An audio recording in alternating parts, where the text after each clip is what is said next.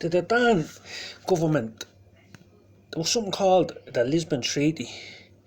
Now, if we meet a girl, yeah, and I turn around and I say, what's the story, do you want to have sex or something, do you want to shag? And she says no, and I keep annoying her and harassing her until she sort of says yeah, but she doesn't want it. That's a rape, isn't it? That's what they say a rape is. So basically, we were raped in this country by the European Union. We voted no in the Lisbon Treaty. We said no, and they harassed us and badgered us and used scare tactics until we reluctantly said yeah, because they kept harassing us. So the Lisbon Treaty is null and void as far as I'm concerned, and any deals that were done with Statoil or any of these other companies that want to rape us, you know. So a lot of what's going on is this what's happening, yeah. There's a fella called Dannan. He sold all the fishing rights of this country to the European Union. In return, the farmers, the backbone of the Dannan apartheid government, would be given billions and billions and billions in subsidies, and the rest of us would get fuck all. As a matter of fact, what we would get is we would get lots of foreigners from the European Union and from Africa and from all other places would come to this country, and they would overstretch our resources, so we would never have any sort of a comfortable lifestyle because we're Malaysians. The Malaysians are being farmed in the cities. How are the Malaysians being farmed in the cities? Well, on this island, we never had cities. We had stuff called tours. Cities are bad. That's why they're bad, because they're full of religion. And the temples of religion put a curse on you. And they seep your hyaluronic acid. So Dublin is one of the oldest and biggest POW camps in existence. So what they done is they forced people to come away from Tara and Cashel and put us into places like Dublin, which was built on slavery. So they were raping us, the Dan tribe. The Dan tribe were the people who helped the Greeks using sorcery against the Citizens. And when the Citizens found out how to weaken the power of the Dan's witchcraft, they had to drive stakes through the hearts of the other Greeks because they were reanimating them. This is the story in the ancient books. And the Dan tribe cowardly bastards that they were knew that if the Citizens got their hands on them, they were going to kill them. So they legged it to the north, Scandinavia, and taught the Scandinavians witchcraft. Basically what they call Vikings, the Northmen, and they came down and raped all the tribe of Benjamin and forced us to adopt Catholicism.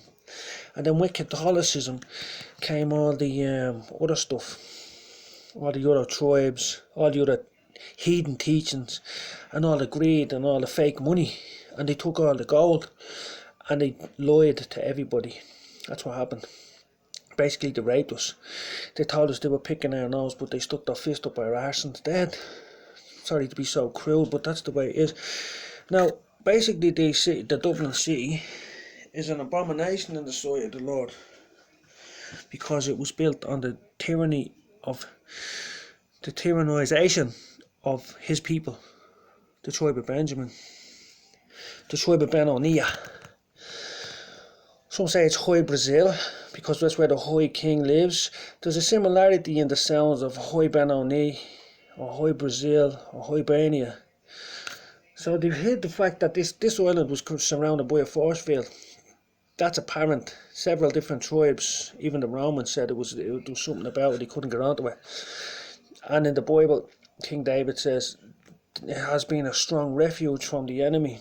We have to look at what King David sees as an enemy. An enemy is someone that builds temples and has heathen gods and idolatry and repetitive prayer. And basically that was it. But here's the thing. There's a documentary out there called Jesus.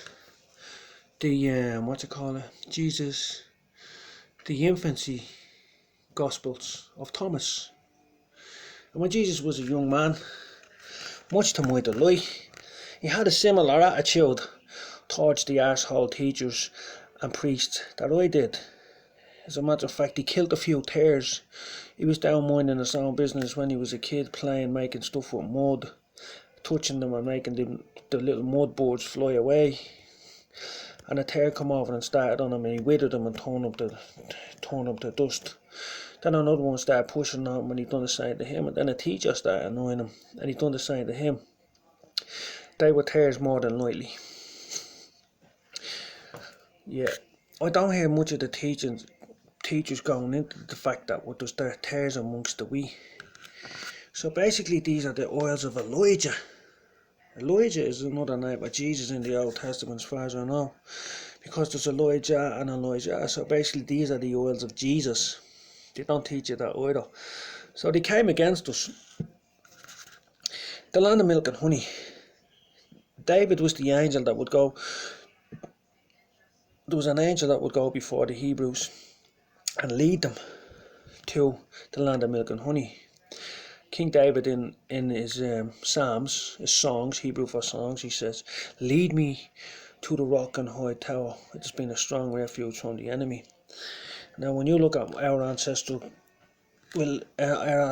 ways, we had the mother's law, which is Brehon law.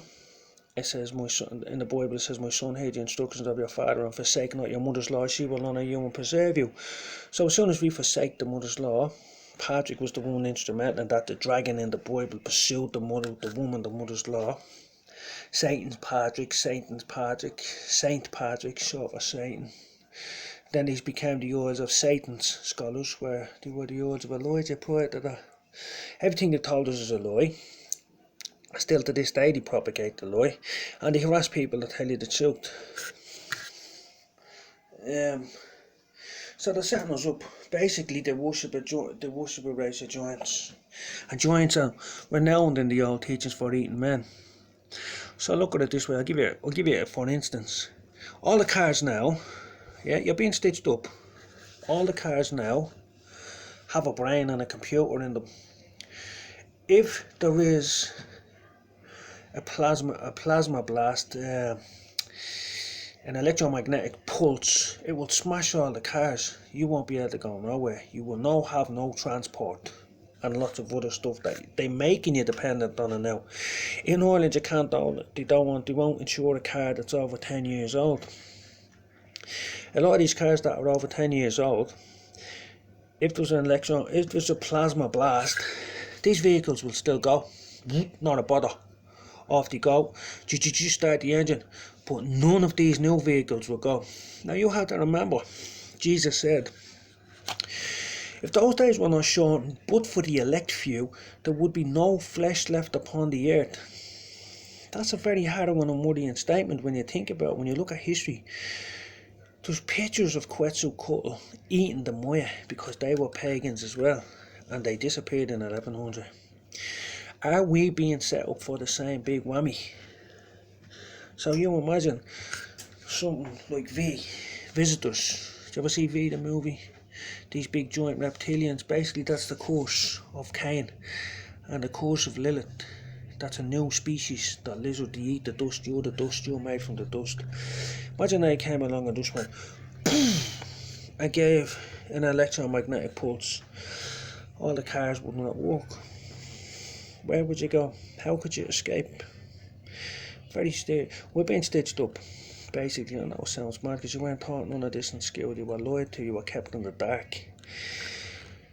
So luckily enough, my ancestors had a light to the Gentiles. It is a light thing that I have given thee to the Gentiles, and this is the rising of the kings. So if you're part of the Republic, you're going down. If you're a subject of the Gallic Crown, if you're a subject of the crown, you have a chance. But if you're not, you don't. It's as simple as that. See, we give it to you straight, short and simple. No big fancy documents coming out of Europe. Here, you just get told, and if you don't listen, fuck you, basically.